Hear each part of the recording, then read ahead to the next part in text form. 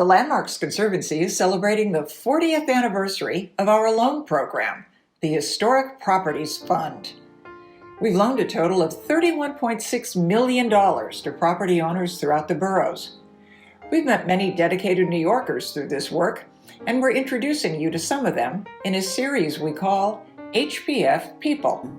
I would say that those loans did have a tremendous impact on the neighborhood. HPF began making loans in Harlem in the early 90s, when homeowners had difficulty obtaining conventional financing. Karen Phillips was working on restoring Harlem then as head of the Abyssinian Development Corporation. We often partnered. The greatest part of the Historic Properties Funds was the technical assistance and knowing that the Landmarks Conservancy existed.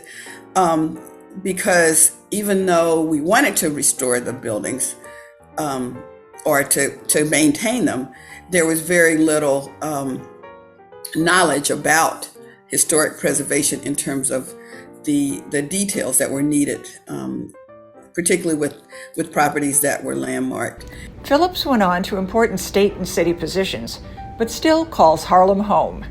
She believes our loans are still important. There's a greater need for your loans today than there was when in the mid-90s.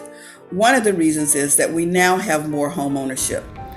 Phillips says she's glad the Historic Properties Fund is still on the job.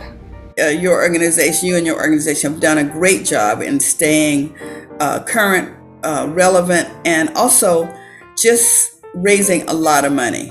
And I think, and getting people to see the value of restoring and preserving even the poorest of neighborhoods.